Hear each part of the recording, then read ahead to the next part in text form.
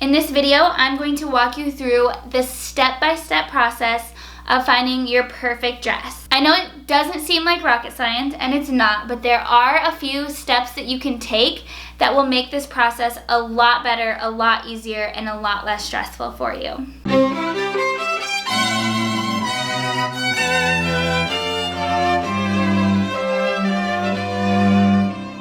Hey bridal beauties, welcome back to my channel. I'm Kyle James, and today we are talking about the dress. I think the number one key to making wedding dress shopping less stressful is to start early. Finding a dress in a time crunch can totally be done, so if that's you, don't worry about it. It can totally be done.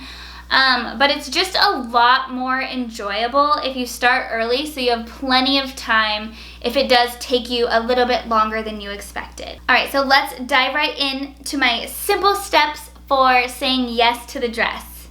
The first step is to visualize. This is the first step in booking any wedding planning vendor or pretty much doing any project, is to visualize the outcome and know what you want. You don't have to know exactly what your dress is gonna look like or anything, but it's really great to have an idea of what you're going for so that you have at least a direction to go in. I think the best place to start here, and this is gonna be a total surprise to you, Pinterest. Yeah, get on Pinterest and start putting together a dress board. You can start with just the wedding dresses that are on Pinterest. You kind of know what you're searching for. You can just kind of scroll through and start saving stuff. But you might find stuff every once in a while that pops up that you really love, and be sure to save it to this board, even if it's not something from Pinterest. So like if you see a dress in a bridal magazine or something, snap a photo of it and pin it to your board just so that you have all of your inspiration in one place. With the dress, I'm kind of an advocate for no rules, do what you want, this is your day, your dress. But I do have a few suggestions that you might want to take into consideration when you are putting together your vision for your dress. Number one is the location and the time of year. So if you're getting married in the dead of summer and it's going to be super hot, you might not want the big giant dress. You might be more comfortable in something lighter. And then if it's going to be like a more fall or winter wedding, you might want something a little bit heavier and a little bit warmer, and maybe like a shawl or something like that. So just keep in mind kind of what the weather might be like on your big day and what you'll be most comfortable in. That is the most important factor in your dress, is your comfort. If you're not somebody who likes to show off a lot of skin, and you're gonna feel totally uncomfortable if you're doing that on your big day, then don't do it. I know it's totally in right now with like all of the illusion necklines and the illusion sides and stuff like that, and it looks beautiful, but if you're not gonna feel totally comfortable in it, then don't do it. And also if you're somebody who gets really hot easily or really cold easily, you definitely wanna take that into consideration, because you just want to be comfortable on your wedding day so that you can really be present and enjoy the day. Just be sure it's you. Don't take into consideration everybody else's opinions or all of the latest fashion trends or whatever. Just be sure that it's something that you feel beautiful in. That is the number one goal here. All right, the next step after you have created your vision board for your dress is we are going to allocate your budget. If you haven't done so already, be sure that you watch my wedding budget breakdown video. I'll walk you through the entire process of coming up with a budget and breaking it down by category. But for now, you just need to know your budget for the dress. Something to keep in mind on the dress budget is the entire budget isn't going to go just towards purchasing the dress. You also need to allocate some budget for alterations as well. I think a lot of girls will like push their budget just in buying the dress, and then they end up way overspending, and then you have to get it altered, and it just ends up completely blowing your budget. So just keep in mind that your budget is for the dress and for the alterations. I would set aside about like 10% or so of your dress budget for alterations. If you do the budget calculations with my suggested numbers and the dress is coming out to less than you know that you're gonna spend, then be sure that you take money from other categories to allocate it to your dress. Don't just completely blow your budget. That's how you completely double or triple your wedding budget, by just being like, no, that's not enough, I'm gonna spend more. No, you can totally spend more on certain categories, but just be sure that you know where that money is coming from and take it out of the other categories before you start shopping. And then once you have your dress budget solid and you know what the budget is with and without alterations, then we can start researching. The first thing we're gonna do is figure out some designers that you like. So go back through your vision board and see what those designers were on the dresses that you loved, so that you kind of have an idea of what you're looking for. I'm gonna link this below, but The Knot has a really, really great wedding dress shopping tool.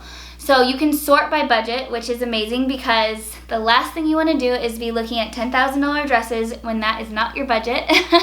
But you'll want to go to that website and sort by your budget and look through and find some designers that you really love. And then once you have some options there, then you can start looking at your local bridal salons and seeing which ones carry those designers. Knowing a few designers that you really like and that are in your budget will make it a lot easier to figure out which bridal salons you can go to try on dresses. And then once you find some salons that do carry the designers that you love, be sure that you check the reviews. I cannot stress this enough. So there will be reviews on The Knot, there'll be reviews on Yelp, reviews on Google. I don't care which tool you use, but you need to research the reviews on these salons. You want to make sure that you have somebody who is dependable, who will get it done on time, and it's gonna look amazing. I think one of the worst things that can happen is the salon makes a mistake with your dress and then they don't take responsibility for it and you have to pay to have it fixed, and that just ends up completely blowing your budget.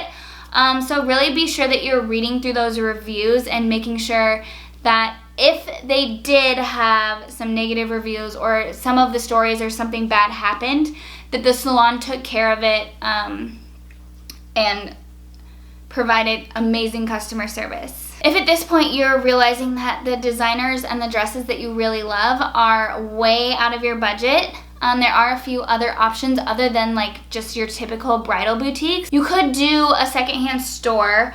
Remember, wedding dresses are only worn once. It's not like they get completely trashed or anything.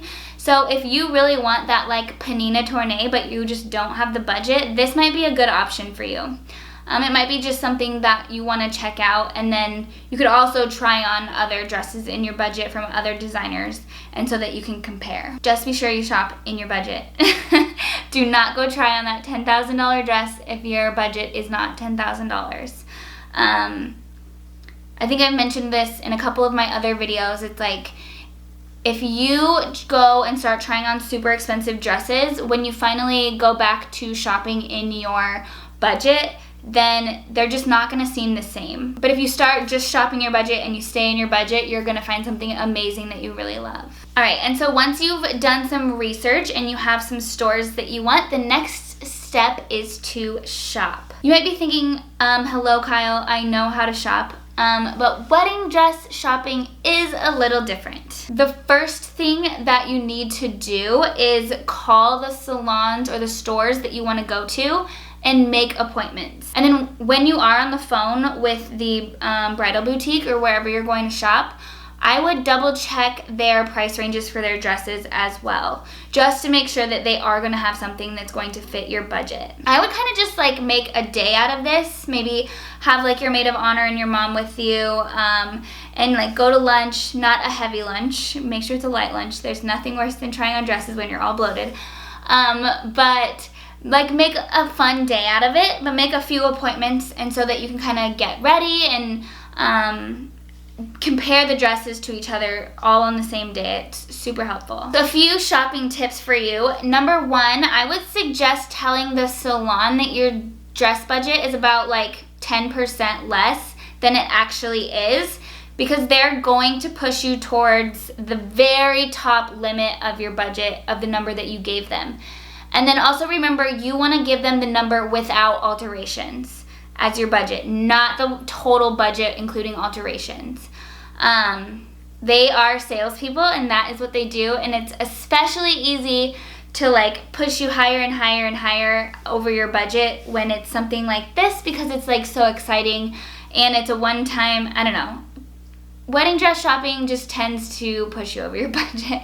But if you come in and you start with a little bit of a lower budget, then that does give you some wiggle room if you need it. And then if not, then it's amazing because you just saved a bunch of money on your wedding dress and you can apply that budget somewhere else. When you do go in for your appointment, be sure that you bring that vision board. And be sure that you have your favorite ones saved to the top so that you can walk your consultant through exactly what you're looking for and what you like and don't like about each dress. My next tip is to not bring your whole tribe. I know that it's so exciting and it seems like so much fun to go try on dresses with all of your girls, but this can make it so overwhelming when you have so many opinions flying. You might want to just do this with your girls for fun and then like that not be your actual shopping day, and then go back later with like just your mom and maybe like your maid of honor or something to actually shop and pick out the dress. Because when you have like all those emotions flying and all those opinions flying, you might make a decision differently than what you actually want. So I suggest limiting the number of girls that you bring with you. My next tip for shopping is you want to get pretty before you go.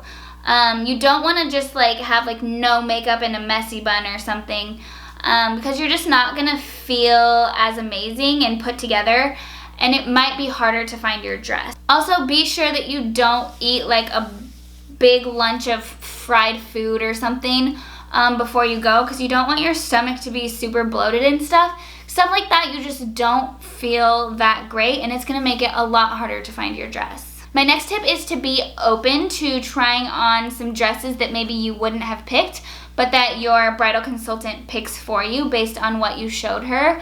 A lot of dresses look very different on the hanger than they do on your body as well. And most bridal consultants know what they're doing, and they might see something a little bit different in your vision than you think you see. So yeah, just be kind of open-minded and try on a few different things so that you can really nail down the vision of what you want and what actually looks good on your body. And then my last tip here, and it's probably one of the most important, is to just be decisive. Your wedding dress is important. I know it's an extremely important part of your wedding day, but it's not something that you want to waste tons and tons of time and mental energy going back and forth on. So once you find something that you love, the grass is not always greener. Just pick it and make the decision and move forward. I'm not saying just like rush into something or anything, but if there's a dress that you really love, that you really feel amazing in, don't just keep trying on dresses thinking the grass might be greener. You want to get this done and checked off your list so that you can move on with the planning process. And then once you find a dress that you love, the next step is to buy the dress. So along with buying a dress, it's not just like a credit card transaction. There is a contract as well. And like I say, with all of the other vendors, you better read that contract closely. Especially double check the style number and the size and the color. Oh my gosh. Like, check that like 10 times. And then once you do that, then you usually put down a deposit of about 50 to 60%. And then you wait weeks and weeks and weeks, what feels like forever, for your dress to finally come in, and then you'll have a few fittings and alterations to get the dress perfect. It typically takes 2 to 3 fittings to get the dress just right. And you'll usually have your final one about 3 to 4 weeks before the wedding. And then after that final fitting, when it looks perfect, then you'll get to take it home with you. And when you take it home with you, I would put it with your other accessories. Keep the veil, the dress, the shoes, the jewelry, keep it all together, and keep it far, far away from kids and pets. I cannot stress that enough. Yeah, make sure that it's in a really safe place, because you do not want to deal with having to fix a damaged wedding dress a couple weeks before your wedding. I hope this video makes your dress shopping process a little bit easier and a little bit more fun. If it was helpful, please give it a big thumbs up. Also, be sure to send it over to your other bride friends before they start dress shopping as well. Also, be sure that you're subscribed. I put out a new video every single Wednesday to walk you through the entire planning process, plus all of my tips and tricks and stuff along the way. So be sure that you are subscribed so you don't miss any of my upcoming videos, and we'll see you next time. Happy planning!